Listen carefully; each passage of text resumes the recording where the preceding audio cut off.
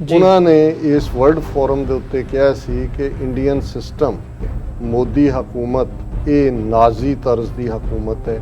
ਉਦੋਂ ਨਾਜ਼ੀਆਂ ਦਾ ਕਿਸੇ ਨੇ ਬਿਫੋਰ ਉਵੇਂ ਨੋਟਿਸ ਨਹੀਂ ਸੀ ਲਿਆ ਔਰ ਬਾਅਦ 'ਚ ਤਬਾਹੀ ਨਜ਼ਰ ਆਈ। ਉਹਨਾਂ ਨੇ ਕਿਹਾ ਕਿ ਬਿਲਕੁਲ ਉਹੀ ਹਿੰਦੂਤਵਾ ਹਿੰਦੁਸਤਾਨ ਦੀ ਆਈਡੀਓਲੋਜੀ, ਉਹੀ one nation one race one people ਉਸ ਪਾਸੇ ਵੱਲ ਜਾ ਰਹੀ। ਇਹੀ ਉਹ ਪੀਰੀਅਡ ਹੈ ਜਦੋਂ ਕਿ ਕਿਸ ਕਿਸਮ ਦੇ ਕਾਨੂੰਨ ਲਿਆਂਦੇ ਗਏ। 5 ਅਗਸਤ 2019 ਨੂੰ ਜਿਹੜਾ ਹੈ ਉਹ ਕਸ਼ਮੀਰ ਦਾ ਸਟੇਟਸ ਖਤਮ ਕੀਤਾ ਗਿਆ ਜੀ। ਜੂਨ ਤੱਕ ਪਹੁੰਚਦੇ ਹਾਂ ਅਸੀਂ ਦੇਖਦੇ ਹਾਂ ਕਿ ਇੱਕ ਪਾਸੇ ਕੋਵਿਡ ਦਾ ਜ਼ੋਰ ਹੈ, ਦੂਸਰੇ ਪਾਸੇ ਆਰਡੀਨੈਂਸ ਲਿਆ ਕੇ ਖੇਤੀ ਕਾਨੂੰਨ ਲਿਆਂਦੇ ਜਾਂਦੇ ਨੇ ਆਰਡੀਨੈਂਸ ਦੇ ਥੱਲੇ। 6 ਮਹੀਨੇ ਬਾਅਦ ਉਹਨਾਂ ਨੂੰ ਪਾਰਲੀਮੈਂਟ ਤੋਂ ਜ਼ਬਰਦਸਤੀ ਪਾਸ ਕਰਵਾਇਆ ਜਾਂਦਾ ਹੈ। ਭਾਰਤ ਦੇ ਵਿੱਚ ਵੀ ਜਿਹੜਾ ਇਹ ਕਮਿਊਨਿਜ਼ਮ ਦੀ ਲਾਈਨ ਟੋ ਕਰਨ ਵਾਲੀ ਹਕੂਮਤ ਹੈ, ਉਹਨਾਂ ਦੀ ਸੈਟੇਲਾਈਟ ਕੰਟਰੀ ਬਣੀ ਹੋਈ ਸੀ, ਇਹ ਖਾਲਿਸਤਾਨ ਦੀ ਕਾਇਮੀ 'ਚ ਰੋਲ ਅਦਾ ਕਰਨਗੇ। 9/11 ਤੋਂ ਬਾਅਦ ਹਾਲਾਤ ਬਦਲੇ, ਦੁਨੀਆ ਭਰ ਦੇ ਵਿੱਚ ਜਿਹੜਾ ਮਿਲੀਟੈਂਟ ਫਰੀडम ਫਾਈਟਰ ਔਰ ਟੈਰਰਿਸਟ ਉਹ ਟੈਰਰਿਜ਼ਮ ਦੇ ਖਾਤੇ 'ਚ ਪੈ ਗਿਆ ਔਰ ਹੁਣ ਚੀਨ ਦੀ ਐਮਰਜੈਂਸ ਇਹਨਾਂ ਸਾਲਾਂ 'ਚ ਹੁੰਦੀ ਹੈ ਔਰ ਇਸ ਵੇਲੇ ਭਾਰਤ ਪੂਰੀ ਤਰ੍ਹਾਂ ਅਮਰੀਕਾ ਦੇ ਖੈਮੇ 'ਚ ਹੈ। ਇਸ ਲਈ ਅਮਰੀਕਾ ਭਾਰਤ ਕੀ ਕਰ ਰਿਹਾ ਹੈ, ਇਕੱਲਾ ਇਹ ਨਹੀਂ, ਹੁਣ ਅਮਰੀਕਾ ਈਸਾਈ ਮੈਜੋਰਟੀ ਮੁਲਕ ਹੈ, ਉੱਥੇ ਈਸਾਈਆਂ ਦੇ ਨਾਲ ਕੀ ਸਲੂਕ ਹੋ ਰਿਹਾ ਹੈ, ਮਾਸ ਜਿਹੜੇ ਗੈਂਗ ਰੇਪ ਉਹਨਾਂ ਦੀਆਂ ਨਨਸ ਦੇ ਨਾਲ, ਉਹਨਾਂ ਦੇ ਸਕੂਲਾਂ।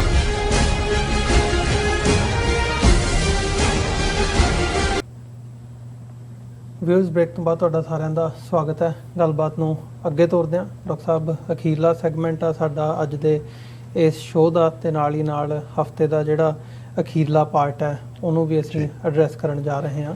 ਜਿਵੇਂ ਅਸੀਂ ਬੀਤੇ ਦੋਵੇਂ ਸੈਗਮੈਂਟਸ ਦੇ ਵਿੱਚ ਵਿਚਾਰ ਚਰਚਾ ਕੀਤੀ ਹੈ, ਜਿਹੜੀ ਸਾਊਥ ਏਸ਼ੀਅਨ ਪੋਲੀਟਿਕਸ ਹੈ, ਇੰਟਰਨੈਸ਼ਨਲ ਪੋਲੀਟਿਕਸ ਦੇ ਵਿੱਚ ਜਿਹੜੀਆਂ ਡਿਵੈਲਪਮੈਂਟਸ ਹੋ ਰਹੀਆਂ ਨੇ, ਤੇ ਖਾਸ ਤੌਰ ਦੇ ਉੱਤੇ ਜਿਹੜਾ ਸਿੱਖ ਫੈਕਟਰ ਹੈ ਇਹਦੀ ਅਹਿਮੀਅਤ, ਤੇ ਜਿਸ ਥਾਂ ਦੇ ਉੱਤੇ ਅਸੀਂ ਪੰਜਾਬ ਦੇ ਵਿੱਚ ਇਸ ਦੁਨੀਆ ਦੇ ਮੈਪ ਦੇ ਉੱਤੇ ਬੈਠੇ ਹਾਂ ਉੱਥੇ ਸਾਡਾ ਰੋਲ ਕੀ ਬਣਦਾ, ਉਸ ਨੂੰ ਮੁੱਖ ਰੱਖਦਿਆਂ ਹੋਇਆਂ। ਸੋ ਓਵਰਆਲ ਜਦੋਂ ਅਸੀਂ ਸਾਊਥ ਏਸ਼ੀਅਨ ਪੋਲੀਟਿਕਸ ਦੇਖਦੇ ਹਾਂ ਉੱਥੇ ਭਾਰਤ ਦਾ ਜਿਵੇਂ ਦਾ ਰੋਲ ਰਿਹਾ ਪਿਛਲੇ ਸਮੇਂ ਦੇ ਵਿੱਚ, ਤੇ ਜੋ ਅੱਜ ਭਾਰਤ ਦੀ ਨਰਿੰਦਰ ਮੋਦੀ ਸਰਕਾਰ ਹੈ, ਮੈਂ ਸਮਝਦਾ ਇਹ ਗੱਲ ਵੀ ਇੱਥੇ ਦੇਖਣੀ ਜ਼ਰੂਰੀ ਆ ਕਿ ਭਾਰਤ ਦੇ ਇਸ ਵਕਤ ਅੰਦਰੂਨੀ ਹਾਲਾਤ ਕੀ ਨੇ। ਵਿਸ਼ੇਸ਼ ਤੌਰ 'ਤੇ ਜਦੋਂ ਅਸੀਂ ਸਟਰਗਲਸ ਦੀ ਗੱਲ ਕਰਦੇ ਹਾਂ, ਅਸੀਂ ਸਿੱਖ ਕੌਮ ਦੀ ਗੱਲ ਕੀਤੀ ਹੈ, ਕਸ਼ਮੀਰ ਦੀ ਸਟਰਗਲ ਸਾਡੇ ਨਾਲ ਜੁੜਦੀ ਹੈ, ਜਿੱਥੇ ਡਾਇਸਪੋਰਾ ਸਿੱਖ ਇਸ ਵਕਤ ਭਾਰਤ ਦੇ ਪ੍ਰਧਾਨ ਮੰਤਰੀ ਨਰਿੰਦਰ ਮੋਦੀ ਦੀ US ਫੇਰੀ ਦੇ ਉੱਤੇ ਪ੍ਰੋਟੈਸਟ ਕਰ ਰਹੇ ਆ, ਉੱਥੇ ਨਾਲ ਜਿਹੜੇ ਕਸ਼ਮੀਰੀ ਵੀਰ ਭੈਣ ਨੇ ਉਹ ਵੀ ਨਾਲ ਪ੍ਰੋਟੈਸਟ ਕਰ ਰਹੇ ਆ, ਉਹ ਵੀ ਆਪਣੇ ਜਿਹੜੇ ਉਹਨਾਂ ਦੇ ਉੱਤੇ ਤਸ਼ੱਦਦ ਹੋਇਆ ਉਹਨੂੰ ਹਾਈਲਾਈਟ ਕਰ ਰਹੇ ਆ। ਇੰਟਰਨੈਸ਼ਨਲ ਇਸ਼ੂ ਹੈ ਕਸ਼ਮੀਰ ਦਾ ਜਿਹੜਾ ਮੁੱਦਾ ਆ, ਤੇ ਨਾਲ ਹੀ ਨਾਲ ਭਾਰਤ ਦੇ ਵਿੱਚ ਹੋਰ ਜਿਹੜੀਆਂ ਚੇਂਜਸ ਆ ਰਹੀਆਂ ਨੇ ਅੰਦਰੂਨੀ ਤੌਰ ਦੇ ਉੱਤੇ, ਜਿਵੇਂ ਜਿਹੜੇ ਅਸੀਂ ਕਾਰਪੋਰੇਟ ਹਾਊਸਿਸ ਪਾਵਰਫੁਲ ਹੋ ਰਹੇ ਆ, ਇੰਸਟੀਟਿਊਟਸ ਨੇ ਜਿਹੜੇ ਭਾਰਤ ਦੇ, ਉਹ ਜੁਡੀਸ਼ਰੀ ਹੋਵੇ, ਮੀਡੀਆ ਹਾਊਸਿਸ ਹੋਣ, ਉਹਨਾਂ ਦੇ ਵਿੱਚ ਜਿਹੜੀ ਕਰਪਸ਼ਨ ਦਾ ਲੈਵਲ ਹੈ, ਪੈਗਾਸਸ ਰਿਪੋਰਟ ਜਿਹੜੀ ਪਿਛਲੇ ਸਮੇਂ ਦੇ ਵਿੱਚ ਆਈ ਹੈ। ਸੋ ਅੰਦਰੂਨੀ ਹਾਲਾਤਾਂ ਬਾਰੇ ਥੋੜ੍ਹਾ ਜਿਹਾ ਮੈਂ ਜ਼ਰੂਰ ਚਾਹੂੰਗਾ ਕਿ ਵਿਚਾਰ ਚਰਚਾ ਕੀਤੀ ਜਾਵੇ। ਫਰੀडम ਸਟਰਗਲਸ ਤੋਂ ਲੈ ਕੇ ਜਿਹੜੇ ਭਾਰਤ ਦੀਆਂ ਇੰਸਟੀਟਿਊਸ਼ਨਸ ਨੇ ਉਹਨਾਂ ਦਾ ਵੀ ਮੁਲਾਂਕਣ ਕਰਨਾ ਇੱਥੇ ਜ਼ਰੂਰੀ ਹੈ ਕਿ ਭਾਰਤ ਦੇ ਹਾਲਾਤ ਇਸ ਵਕਤ ਕਿਸ ਦਿਸ਼ਾ ਵੱਲ ਜਾ ਰਹੇ ਆ। ਦੇਖੋ, ਯੂਨਾਈਟਿਡ ਨੇਸ਼ਨਸ ਜਨਰਲ ਅਸੈਂਬਲੀ ਦਾ ਸੈਸ਼ਨ ਚੱਲ ਰਿਹਾ ਹੈ। ਇਸ ਵਾਰ ਅਸੀਂ ਪਾਕਿਸਤਾਨ ਦੇ ਪ੍ਰਾਈਮ ਮਿਨਿਸਟਰ ਇਮਰਾਨ ਖਾਨ ਸਾਹਿਬ ਨੂੰ ਮਿਸ ਕਰ ਰਹੇ ਹਾਂ ਕਿਉਂਕਿ ਉਹਨਾਂ ਦਾ ਵੀਡੀਓ ਮੈਸੇਜ ਹੀ ਆਏਗਾ, ਉਹ ਇਨ ਪਰਸਨ ਨਹੀਂ ਆਏ। ਪਿਛਲੇ ਸਾਲ ਕੋਵਿਡ-19 ਨੇ ਜਿਹੜਾ ਉਹ ਸੈਸ਼ਨ ਹੋਣ ਨਹੀਂ ਦਿੱਤਾ, ਸਭ ਦੇ ਹੀ ਮੈਸੇਜਸ ਸੀ। ਪਰ 2019 ਦੇ ਵਿੱਚ ਜਦੋਂ ਕਿ ਉਹਨਾਂ ਨੇ ਐਡਰੈਸ ਕੀਤਾ UN ਜਨਰਲ ਅਸੈਂਬਲੀ ਨੂੰ, ਜ਼ਾਹਰ ਹੈ ਕਸ਼ਮੀਰ ਦਾ ਸਟੇਟਸ 5 ਅਗਸਤ 2019 ਨੂੰ ਖਤਮ ਕਰ ਦਿੱਤਾ ਗਿਆ ਸੀ ਔਰ ਜਿਹੜੀ ਉਹਨਾਂ ਦੀ ਤਕਰੀਰ ਸੀ UN ਜਨਰਲ ਅਸੈਂਬਲੀ 'ਚ, ਉਹ ਉਸ ਸਵਾਲ ਦੇ ਜਵਾਬ ਦੀ ਨਿਸ਼ਾਨਦੇਹੀ ਕਰਦੀ ਹੈ ਜਿਹੜਾ ਸਵਾਲ ਤੁਸੀਂ ਪੁੱਛਿਆ। ਉਹਨਾਂ ਨੇ ਇਸ ਵਰਲਡ ਫੋਰਮ ਦੇ ਉੱਤੇ ਕਿਹਾ ਸੀ ਕਿ ਇੰਡੀਅਨ ਸਿਸਟਮ ਮੋਦੀ ਹਕੂਮਤ ਇਹ ਨਾਜ਼ੀ ਤਰਜ਼ ਦੀ ਹਕੂਮਤ ਹੈ ਔਰ ਉਹਨਾਂ ਨੇ ਦੁਨੀਆ ਨੂੰ ਵਾਰਨ ਕੀਤਾ ਸੀ ਕਿ ਜਿਵੇਂ ਉਦੋਂ ਨਾਜ਼ੀਆਂ ਦਾ ਕਿਸੇ ਨੇ ਬਿਫੋਰ ਉਵੇਂ ਨੋਟਿਸ ਨਹੀਂ ਸੀ ਲਿਆ ਔਰ ਬਾਅਦ 'ਚ ਤਬਾਹੀ ਨਜ਼ਰ ਆਈ।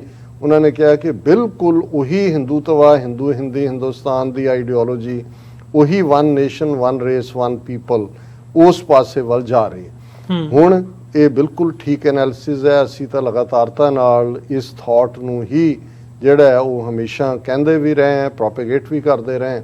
ਜੀ ਹੁਣ ਅਸੀਂ ਨਾਜ਼ੀ ਜਰਮਨੀ 'ਚ ਯਹੂਦੀਆਂ ਨਾਲ ਕੀ ਹੋਇਆ, ਜਿਪਸੀਆਂ ਨਾਲ ਕੀ ਹੋਇਆ, ਜਿਹੜੇ ਫਿਜ਼ੀਕਲੀ ਹੈਂਡੀਕੈਪਸ ਨਾਲ ਕੀ ਹੋਇਆ, ਕੈਥੋਲਿਕਸ ਨਾਲ ਕੀ ਹੋਇਆ, ਕਮਿਊਨਿਸਟ ਨਾਲ ਕੀ ਹੋਇਆ, ਸਿਵਲ ਲਿਬਰਟੇਰੀਅਨ ਨਾਲ ਕੀ ਹੋਇਆ, ਉਹ ਅਸੀਂ ਸੈਗਮੈਂਟ ਵਾਈਜ਼ ਦੇਖਦੇ ਹਾਂ ਕਿ ਵੀ ਕਿਵੇਂ ਕੱਲੇ ਨੂੰ ਜਿਹੜਾ ਉਹ ਇੱਕ ਤੋਂ ਬਾਅਦ ਇੱਕ ਟਾਰਗੇਟ ਕੀਤਾ ਜਾਂਦਾ ਰਿਹਾ।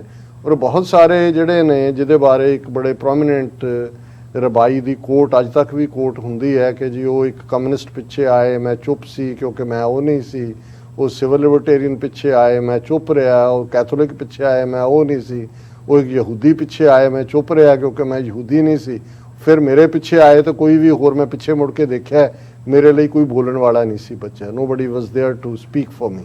ਜੀ ਹੁਣ ਅਸੀਂ ਭਾਰਤ ਦੇ ਕੰਟੈਕਸਟ ਜੇ ਦੇਖੀਏ, ਖਾਸ ਤੌਰ ਤੇ ਬੇਸ਼ੱਕ ਹਕੂਮਤ ਬੀਜੇਪੀ ਦੀ ਅਟਲ ਬਿਹਾਰੀ ਵਾਜਪਾਈ ਦੇ ਜ਼ਮਾਨੇ 'ਚ ਵੀ ਬਣੀ, ਇੱਕ ਵਾਰ 13 ਦਿਨ, ਇੱਕ ਵਾਰ 18 ਮਹੀਨੇ ਔਰ ਇੱਕ ਵਾਰ ਲਗਭਗ 4.5 ਸਾਲ, ਪਰ ਉਹ ਐਬਸੋਲੂਟ ਮੈਜੋਰਿਟੀ ਹਕੂਮਤ ਨਹੀਂ ਸੀ, ਉਹਦੇ 'ਚ ਦੂਸਰੀਆਂ ਪਾਰਟੀਆਂ ਦੀ ਲੋੜ ਸੀ। ਇਸ ਲਈ ਵਕਤੀ ਤੌਰ ਤੇ ਜਿਹੜਾ ਉਹਨਾਂ ਨੇ ਆਪਣਾ ਹਿੰਦੂਤਵ ਦਾ ਏਜੰਡਾ ਬੈਕ ਬਰਨਰ ਤੇ ਰੱਖ ਦਿੱਤਾ।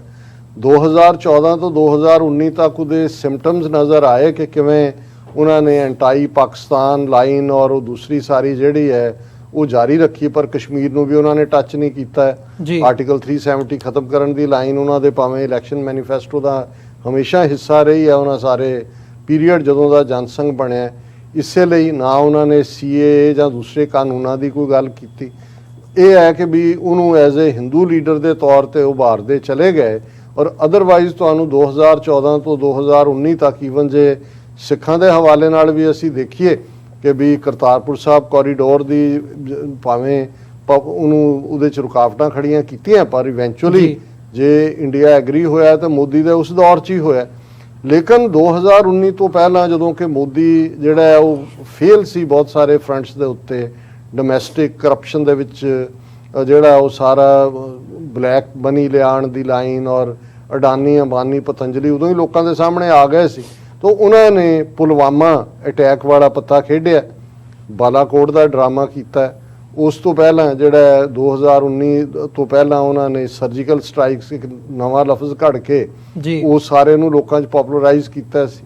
ਔਰ ਨਤੀਜੇ ਦੇ ਤੌਰ ਤੇ 2019 ਦੀਆਂ ਚੋਣਾਂ ਹਰ ਫਰੰਟ ਤੇ ਫੇਲ ਹੋਣ ਦੇ ਬਾਵਜੂਦ ਉਸ ਐਂਟਾਈ ਪਾਕਿਸਤਾਨ, ਐਂਟਾਈ ਮੁਸਲਿਮ, ਐਂਟਾਈ ਟੈਰਰਿਸਟ ਕੈਂਪੇਨ ਦੇ ਥੱਲੇ ਉਹਨੇ ਕੱਢ ਲਈਆਂ ਔਰ 300 ਤੋਂ ਜ਼ਿਆਦਾ ਸੀਟਾਂ ਆ ਗਈਆਂ। ਹੁਣ ਤੁਸੀਂ 2019 ਤੋਂ 2021 'ਚ ਅਸੀਂ 2 ਸਾਲ 'ਚ ਦੇਖੋ, ਇਹੀ ਉਹ ਪੀਰੀਅਡ ਹੈ ਜਦੋਂ ਕਿ ਕਿਸ ਕਿਸਮ ਦੇ ਕਾਨੂੰਨ ਲਿਆਂਦੇ ਗਏ।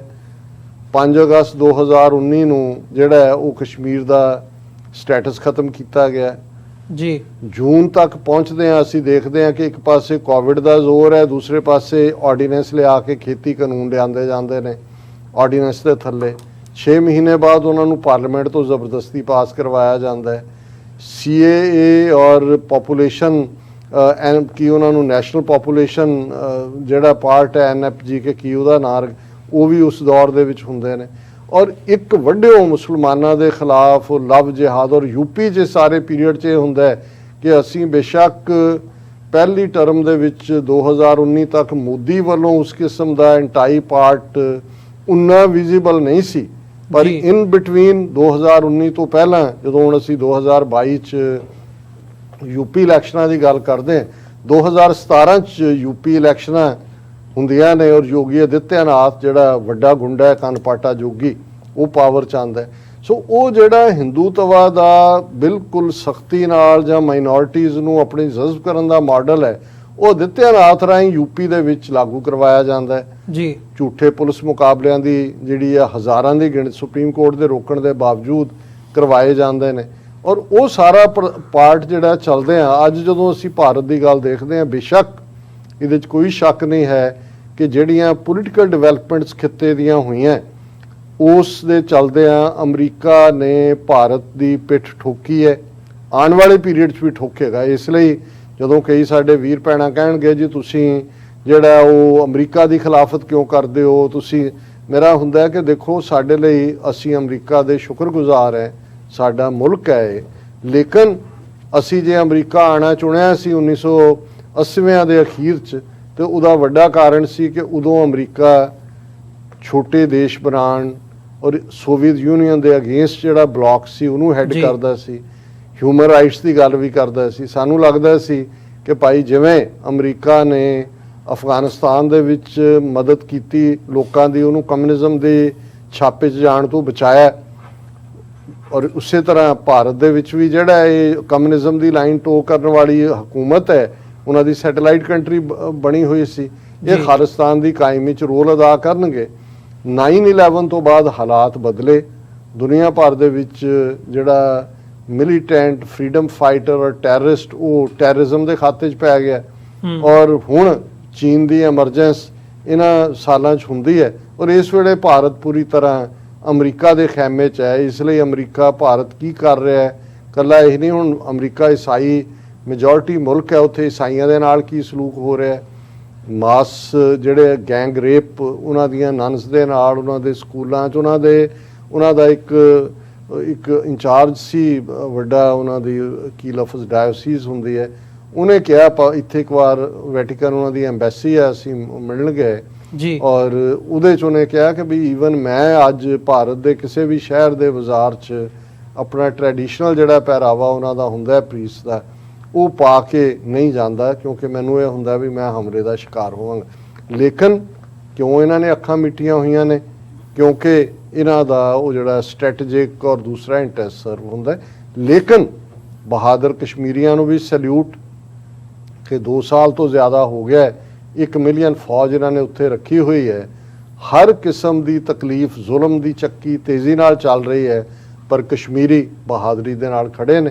ਔਰ ਜ਼ਾਹਰ ਹੈ ਕਿ ਅੱਜ ਜਿਹੜਾ ਪ੍ਰੋਟੈਸਟ ਦੁਪਹਿਰ ਨੂੰ 1 ਤੋਂ 3 ਵਜੇ ਤੱਕ ਕਸ਼ਮੀਰੀਆਂ ਦਾ ਹੋਇਆ, ਸਾਡੀ ਸ਼ਮੂਲੀਅਤ ਸੀ ਉਹਦੇ 'ਚ, ਕਿਉਂਕਿ ਅਸੀਂ ਇਹ ਮਹਿਸੂਸ ਕਰਦੇ ਹਾਂ ਕਿ ਅਲਟੀਮੇਟਲੀ ਜਿਹੜਾ ਹੈ ਉਹ ਵਾਸ਼ਿੰਗਟਨ ਡੀਸੀ ਹੋਏ, ਨਿਊਯਾਰਕ ਹੋਏ, ਅਸੀਂ 30 ਸਾਲਾਂ ਤੋਂ ਕਸ਼ਮੀਰੀ ਕਾਜ਼ ਦੇ ਜਿਹੜੇ ਹੈ ਨਾਲ ਦੀ ਨਾਲ ਉਸ 'ਤੇ ਝੰਡਾ ਬਰਦਾਰ ਹੈ।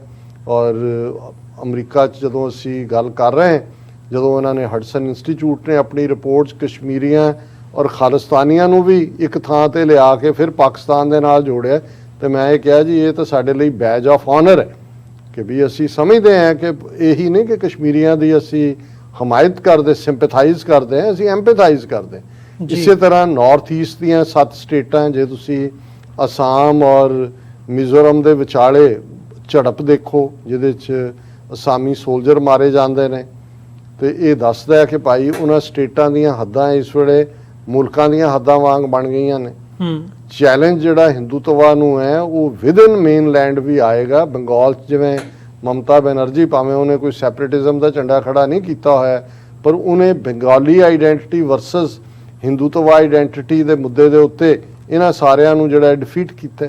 ਇਸੇ ਤਰ੍ਹਾਂ ਬਾਕੀ ਥਾਵਾਂ ਦੇ ਉੱਤੇ ਵੀ ਆਪਣੀ ਆਈਡੈਂਟੀਟੀ ਦੀ ਗੱਲ, ਜੇ ਅਸੀਂ ਕਿਸਾਨ ਦੇ ਐਜੀਟੇਸ਼ਨ ਦੀ ਵੀ ਜੇ ਪ੍ਰਾਪਤੀਆਂ ਦੀ ਗੱਲ ਕਰੀਏ, ਤੇ ਹਰਿਆਣਾ ਜਾਂ ਵੈਸਟਰਨ ਯੂਪੀ ਦਾ ਉਹ ਖਿੱਤਾ ਜਿਹਦੇ 'ਚ ਉਹਨਾਂ ਨੇ ਜਿਹੜੇ ਜਾਟ ਕਿਸਾਨਾਂ ਨੂੰ ਭੜਕਾ ਕੇ ਹਮੇਸ਼ਾ ਸਿੱਖਾਂ ਦੇ ਖਿਲਾਫ ਭੁਗਤਾਉਂਦੇ ਰਹੇ, ਨਵੰਬਰ 84 'ਚ ਵੀ ਅਦਰਵਾਈਜ਼, ਉਹ ਅੱਜ ਸਾਡੇ ਨਾਲ ਖਲੋਤੇ ਨੇ ਜਾਂ ਹਮਦਰਦੀ ਦਾ ਇਜ਼ਹਾਰ ਕਰਦੇ ਨੇ, ਕਿਉਂਕਿ ਹਿੰਦੂਤਵਾ ਦੀ ਇਹ ਨਫ਼ਰਤ ਦੀ ਆਈਡੀਓਲੋਜੀ, ਨਫ਼ਰਤ ਦੀ ਡਿਫੀਟ ਹੁੰਦੀ ਹੈ। ਹਿਟਲਰ ਦੇ ਨਾਲ ਕੰਪੇਅਰ ਤਾਂ ਕੀਤਾ, ਨਾਜ਼ੀਆਂ ਦੀ ਤਰਜ਼ ਦੀ, ਪਰ ਨਾਜ਼ੀਆਂ ਦਾ ਹਸ਼ਰ ਕੀ ਹੋਇਆ, ਜਰਮਨ ਦਾ ਹਸ਼ਰ ਕੀ ਕੀਤਾ, ਇਸੇ ਡਾਇਰੈਕਸ਼ਨ ਦੇ ਵਿੱਚ ਹੀ ਇਹ ਜਾ ਰਹੇ ਨੇ। ਸੋ ਮੈਨੂੰ ਇਹ ਕੋਈ ਭੁਲੇਖਾ ਨਹੀਂ ਹੈ, it's A matter of time ਕਿ ਇਸ ਦੀਆਂ ਜੜ੍ਹਾਂ ਖੋਖਲੀਆਂ ਹੋ ਚੁੱਕੀਆਂ। ਸਿੱਖਾਂ ਨੇ ਆਪਣੀ ਕੁਰਬਾਨੀ ਦੇ ਨਾਲ, ਕਸ਼ਮੀਰੀਆਂ ਨੇ ਆਪਣੀ ਕੁਰਬਾਨੀ ਦੇ ਨਾਲ, ਭਾਰਤ ਭਰ ਦੇ ਵਿੱਚ ਜਿਹੜੇ ਜਸਟਿਸ ਲਵਿੰਗ ਲੋਕ ਨੇ ਉਹਨਾਂ ਨੇ ਆਪਣੀ ਬੁਲੰਦ ਆਵਾਜ਼ ਨਾਲ ਇਹਦੀਆਂ ਜੜ੍ਹਾਂ ਹਿਲਾ ਦਿੱਤੀਆਂ ਹੋਈਆਂ। ਇਹ ਟਰੀ ਅੱਜ ਕਲੈਪਸ ਕਰਦਾ, ਕੱਲ ਕਰਦਾ, ਹੋਰ ਵਰੇ ਲੱਗ ਜਾਂਦੇ ਨੇ। ਇਹ ਟਾਈਮ ਐਂਡ ਸਪੇਸ ਜਿਹੜਾ ਇਹ ਰੱਬ ਦਾ ਮਹਿਕਮਾ ਹੈ। ਲੇਕਿਨ ਇੱਕ ਗੱਲ ਯਕੀਨੀ ਹੈ ਕਿ ਜ਼ੁਲਮ ਦਾ ਅੰਤ ਹੁੰਦਾ ਹੈ। ਜ਼ੁਲਮੀ ਰਾਜ ਦੁਨੀਆ ਦੇ ਵਿੱਚ 7-8 ਹਜ਼ਾਰ ਸਾਲ ਦੀ ਇਨਸਾਨੀ ਤਾਰੀਖ ਦੇ ਵਿੱਚ ਬੜੇ ਐਮਪਾਇਰ, ਰੋਮਨ ਐਮਪਾਇਰ ਔਰ 20ਵੀਂ ਸਦੀ 'ਚ ਬ੍ਰਿਟਿਸ਼ ਐਮਪਾਇਰ, ਉਸ ਤੋਂ ਪਹਿਲਾਂ ਓਟੋਮੈਨ ਐਮਪਾਇਰ 700-800 ਸਾਲ ਕਿੱਥੇ ਗਏ ਸਾਰੇ? ਕਿਉਂਕਿ ਅਲਟੀਮੇਟਲੀ ਜਦੋਂ ਜ਼ੁਲਮ ਦੇ ਮੁਗਲਿਆ ਐਮਪਾਇਰ ਸਾਡੇ ਖਿੱਤੇ, ਕਿ ਜਦੋਂ ਤੁਸੀਂ ਜ਼ੁਲਮ ਦਾ ਸਹਾਰਾ ਲੈਂਦੇ ਹੋ, ਅਲਟੀਮੇਟਲੀ ਤੁਸੀਂ ਕੁਝ ਲੋਕਾਂ ਨੂੰ ਦਬਾ ਸਕਦੇ ਹੋ, ਮਾਰ ਸਕਦੇ ਹੋ, ਕੁਝ ਨੂੰ ਖਰੀਦ ਸਕਦੇ ਹੋ, ਪਰ ਇਸ ਕਾਇਨਾਤ ਦਾ ਮਾਲਕ ਰੱਬ ਹੈ। ਰੱਬ ਸੱਚ ਦਾ ਦੂਸਰਾ ਨਾਂ ਹੈ। ਔਰ ਬਾਬਾ ਗੁਰੂ ਨਾਨਕ ਸਾਹਿਬ ਦਾ ਇਹ ਫਰਮਾਨ ਹੈ, ਕੂੜ ਨਿਖੁੱਟੈ ਨਾਨਕਾ ਓੜਕ ਸੱਚ ਰਹੀ, ਕਿ ਕੂੜ ਝੂਠ ਅਲਟੀਮੇਟਲੀ ਹਾਰਦਾ ਹੈ, ਡਿੱਗਦਾ ਹੈ ਤੇ ਸੱਚ ਦੀ ਹਮੇਸ਼ਾ ਜਿੱਤ ਹੁੰਦੀ ਹੈ। ਸੋ ਅਸੀਂ ਸਮਝਦੇ ਹਾਂ ਕਿ ਅਸੀਂ ਜਿੱਤਾਂਗੇ। ਦਰਿਆਏ ਜਮਨਾ ਤੋਂ ਵਾਘਾ ਤੱਕ ਇੰਡੀਪੈਂਡੈਂਟ ਸੋਵਰਨ ਨੇਸ਼ਨ ਬਹੁਤ ਜਲਦੀ ਦੁਨੀਆ ਦੇ ਨਕਸ਼ੇ ਤੇ ਖਾਲਿਸਤਾਨ ਨਾਂ ਦੇ ਥੱਲੇ ਹੋਂਦ 'ਚ ਆਏਗਾ। ਕਸ਼ਮੀਰੀ ਵੀ ਆਪਣੀ ਆਜ਼ਾਦੀ ਦਾ ਹੱਕ ਹਾਸਲ ਕਰਨਗੇ। ਨਾਰਥ ਈਸਟ ਦੇ ਨਾਗੇ, ਮੀਜ਼ੋ, ਮਨੀਪੁਰੀ ਇਹ ਵੀ ਲਿਬਰੇਟ ਹੋਣਗੇ। ਔਰ ਬਹੁਤ ਜਲਦੀ ਇਸ ਨਿਊਯਾਰਕ ਸ਼ਹਿਰ ਦੇ ਅੰਦਰ ਇਸੇ ਹੀ ਯੂਨਾਈਟਿਡ ਨੇਸ਼ਨ ਜਨਰਲ ਅਸੈਂਬਲੀ ਦੇ ਸੈਸ਼ਨ 'ਚ ਸਾਡੇ ਮੁਲਕਾਂ ਦੇ ਜਿਹੜੇ ਰਿਪਰੈਜ਼ੈਂਟੇਟਿਵ ਨੇ, ਪ੍ਰੈਜ਼ੀਡੈਂਟ ਨੇ, ਉਹ ਇਸ UN ਸੈਸ਼ਨ ਨੂੰ ਐਡਰੈਸ ਕਰ ਰਹੇ ਹੋਣਗੇ। ਜੀ ਡਾਕਟਰ ਸਾਹਿਬ, ਬਹੁਤ ਬਹੁਤ ਧੰਨਵਾਦ ਵਿਚਾਰ ਸਾਂਝੇ ਕਰਨ ਦੇ ਲਈ। ਜਿਹੜੇ ਦਰਸ਼ਕ ਸਾਡੇ ਨਾਲ ਦੁਨੀਆ ਭਰ ਦੇ ਵਿੱਚੋਂ ਇਸ ਵਕਤ ਜੁੜੇ ਹੋਏ ਆ, ਮੈਂ ਉਮੀਦ ਕਰਦਾ ਅੱਜ ਦੀ ਸਾਡੀ ਇਹ ਵਿਚਾਰ ਚਰਚਾ ਤੁਹਾਨੂੰ ਜ਼ਰੂਰ ਪਸੰਦ ਆਈ ਹੋਵੇਗੀ। ਸੋ ਜਾਂਦੇ ਜਾਂਦੇ ਮੈਂ ਬੇਨਤੀ ਵੀ ਜ਼ਰੂਰ ਕਰਨੀ ਚਾਹੂੰਗਾ, ਇਸ ਪਲੇਟਫਾਰਮ ਨੂੰ TV84 ਨੂੰ ਅੱਗੇ ਵਧਾਉਣ ਦੇ ਲਈ ਤੁਹਾਡੀ ਸਹਾਇਤਾ ਦੀ ਸਾਨੂੰ ਲੋੜ ਹੈ। ਤੁਸੀਂ ਸਾਡੀ ਵੈਬਸਾਈਟ ਦੇ ਉੱਤੇ ਜਾ ਕੇ ਸਾਨੂੰ ਡੋਨੇਟ ਕਰ ਸਕਦੇ ਹੋ www.tv84.tv, ਜਾਂ ਫਿਰ ਚੈੱਕ ਰਾਹੀਂ ਵੀ ਡੋਨੇਸ਼ਨਸ ਆਪਣੀਆਂ ਭੇਜ ਸਕਦੇ ਹੋ। TV84 ਦੇ ਨਾਂ ਦਾ ਚੈੱਕ ਬਣਾ ਕੇ ਸਾਡੇ ਐਡਰੈਸ ਦੇ ਉੱਤੇ ਤੁਸੀਂ ਮੇਲ ਕਰ ਸਕਦੇ ਹੋ, 3601 37th ਐਵੇਨਿਊ, ਲੌਂਗ ਆਈਲੈਂਡ ਸਿਟੀ, ਨਿਊਯਾਰਕ 11101। ਵੈਬਸਾਈਟ ਇੱਕ ਵਾਰ ਫਿਰ ਦੱਸਦੇ ਹਾਂ, www.tv84.tv। ਇਸ ਦੇ ਨਾਲ ਵਿਊਅਰਸ, ਅੱਜ ਦੇ ਇਸ ਪ੍ਰੋਗਰਾਮ ਦੇ ਵਿੱਚ ਇੱਥੇ ਹੀ ਇਜਾਜ਼ਤ ਚਾਹਾਂਗੇ। ਦੁਬਾਰਾ ਫਿਰ ਤੁਹਾਡੇ ਨਾਲ ਮੁਲਾਕਾਤ ਹੋਵੇਗੀ। ਇਜਾਜ਼ਤ ਦਿਓ ਜੀ। ਵਾਹਿਗੁਰੂ ਜੀ ਕਾ ਖਾਲਸਾ, ਵਾਹਿਗੁਰੂ ਜੀ ਕੀ ਫਤਿਹ।